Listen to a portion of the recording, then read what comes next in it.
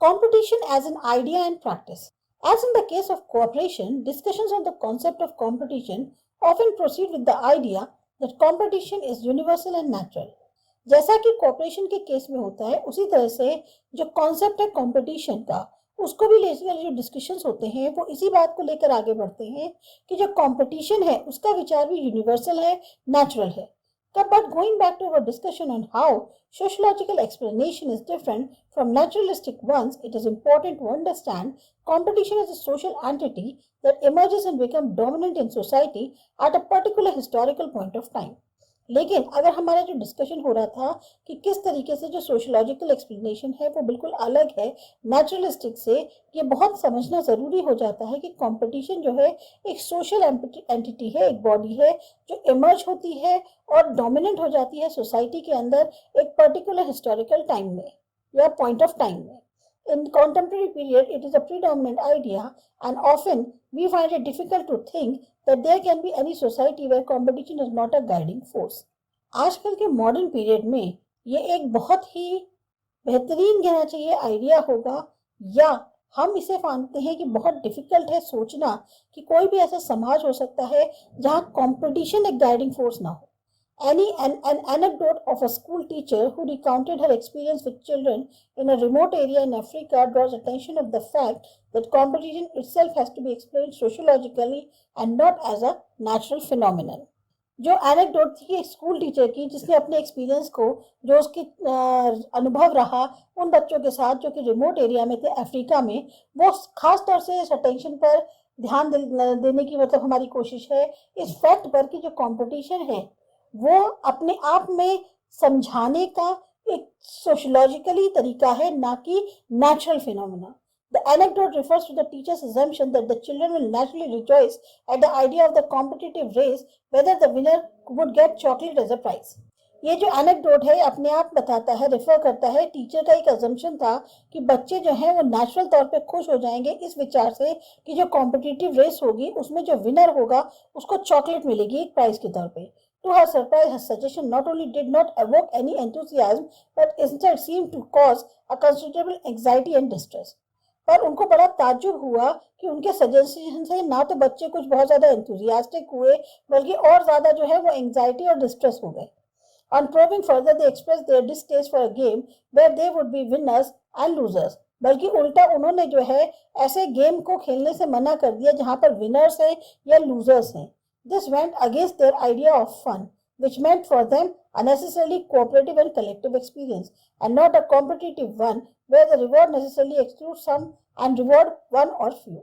उनके ये जो विचार था कि हमें enjoy करना है, उनके लिए उसमें कॉपरेशन और सबका साथ का अनुभव होना चाहिए, ना कि एक कॉम्पिटिटिव भावना जिसमें किसी को रिवॉर्ड मिलेगा, कुछ छोड़ दिए जाएंगे और कुछ को मिलेगा, कुछ को नहीं मिलेगा. तो एक जो एक्सपीरियंस रहा स्कूल टीचर का वो अपने आप में बताता है कि लोग जो है वो उसमें कोऑपरेशन और उसमें ज़्यादा इंटरेस्टेड थे, ना कि कंपटीशन में. तो वो ये बताने की कोशिश करेंगे कंपटीशन जो है सोशलॉजिकल तरीके से एक्सप्लेन किया जा सकता है, ना कि वो एक नेचुरल फिनोमेना है. In the contemporary world, however, competition is the dominant norm and practice. आज की जो दुनिया है उसमें कंपटीशन सबसे ज़्यादा किया जाता है या सबसे ज़्यादा कंपटीशन ही चलता है. Classical sociological thinkers such as Emily Durkheim and Karl Marx have noted the growth of individualism and competition respectively in modern societies. जो क्लासिकल सोशल थिंकर्स हैं या सोशोलॉजिकल थिंकर्स हैं, एमिली डर्कहेम और कार्ल मार्क्स जैसे, उन्होंने ये बात नोटिस करी है कि इंडिविजुअलिज्म की ग्रोथ जो है और कंपटीशन वो बहुत ज्यादा हुई है मॉडर्न सोसाइटीज में. Both developments are intrinsic to the way modern capitalist society functions. दोनों ही जो डेवलपमेंट्स हैं वो काफी बेसिक है उस तरीके के लिए जो मॉडर्न कैपिटलिस्ट सोसाइटी जिस तरह से फंक्शन करती है. The stress is on greater efficiency and greater profit maximisation. सबसे ज्यादा जोर है कि कौन कितना ज्यादा एफिशिएंट है और किससे सबसे ज्यादा प्रॉफिट हो सकता है. The underlying assumptions of capitalism are. अब जो assumptions कैपिटलिज्म के हैं वो क्या क्या हैं? एक्सपेंशन ऑफ ट्रेड, ट्रेड का विस्तार होना, division of labour, specialisation and hence rising productivity. Trade अगर बढ़ेगा, लेबर डिवाइड होगी, स्पेशलाइजेशन किया जाएगा, तो जो प्रोडक्टिविटी है वो ऑटोमेटिकली बढ़ जाएगी. And these processes of self sustaining growth are fuelled by the central theme of capitalism. अब ये जो प्रक्रिया है सेल्फ सस्टेनिंग की, अपने आप को ग्रो करने की, इसको कौन आगे बढ़ाता है? जो मुख्य थीम है वो है कैपिटल यानी पैसा। Rational individuals in free competition in the marketplace, each striving to maximize profits. Individuals जो है वो एक तरह से मार्केट में एक फ्री कंपटीशन चल रहा है जिसमें हर कोई जो चाहता है कि ज्यादा से ज्यादा प्रॉफिट उसे मिले। The ideology of competition is the dominant ideology in capitalism. जो विचारधारा कंपटीशन की है वो सबसे ज्यादा डोमिनेंट मानी जाती है विचारधारा कैपिटलिज्म में। The logic of this ideology is that the market operates in a manner that ensures greatest efficiency. Logic जो इस आइडियोलॉजी के पीछे है वो ये है कि मार्केट जो है उसी मैनर में काम करता है जिसमें उसको ज्यादा से ज्यादा एफिशिएंसी मिलती है। For example, competition ensures that the most efficient firm survives. मतलब क्या हुआ कि कंपटीशन से क्या पता चलता है कि जो सबसे ज्यादा एफिशिएंट फर्म होगी वो ही सर्वाइव कर पाएगी। Competition ensures that the students with higher marks of best studies get admission in the prestigious college.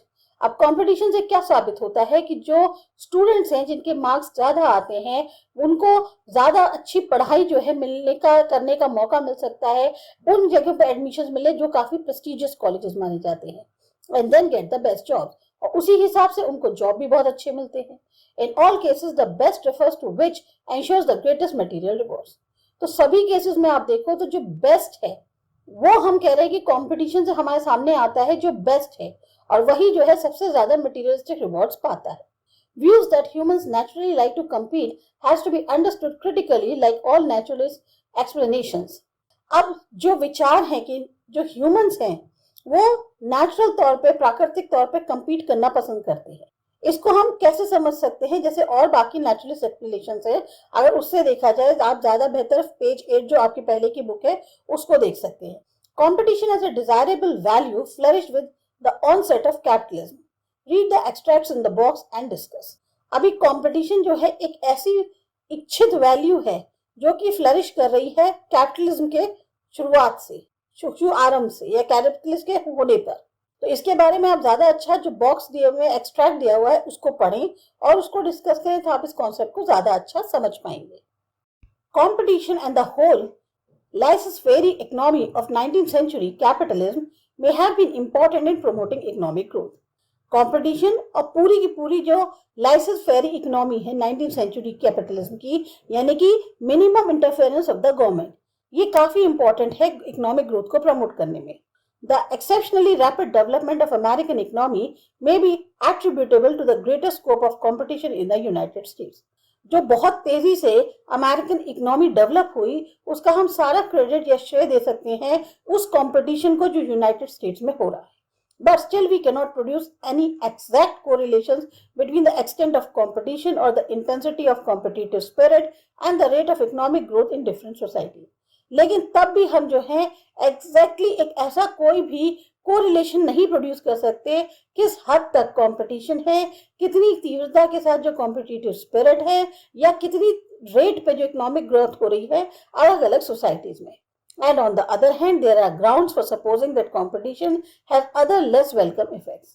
और दूसरी तरफ देखा जाए तो बहुत सारे ऐसे भी चीजें हैं, फैक्ट्स हैं कि हम इस बात को भी सोचें कि कंपटीशन के जो हैं कुछ कम वेलकम इफेक्ट्स भी होते हैं। अब कैसे? This ideology assumes that individuals compete on an equal basis. That is, all the individuals are positioned equally in the competition for education, jobs और resources. अब ये जो आइडियोलॉजी है ये मान के चलते कि इंडिविजुअल जो compete कर रहे हैं आपस में वो इक्वल समान अधिकार पे या समान के आधार पे कर रहे हैं। जैसे जितने भी इंडिविजुअल्स हैं वो कंपटीशन में जब आते हैं जॉब के लिए, एजुकेशन के लिए, रिसोर्सेज के लिए, सब बराबर होते हैं उस टाइम पे। But as the earlier discussions on stratification or inequality showed, individuals are placed differently in society. पर जैसा हमने अभी पहला डिस्कशन देखा स्ट्रैटिफिकेशन पर या इनइक्वालिटी पे, वो ये दर्शाता है कि जो इंडिविजुअल्स हैं उनको अलग अलग तरीके से रखा जाता है सोसाइटी में। If the greater number of children in India do not go to school or drop out sooner rather or later, then they remain out of the competition entirely. अगर बहुत सारे बच्चे इंडिया में जो हैं स्कूल नहीं जाते हैं या स्कूल से जल्दी ड्रॉप आउट हो जाते हैं तो वो तो फिर पूरी तरह से इस कंपटीशन से बाहर हो जाते हैं।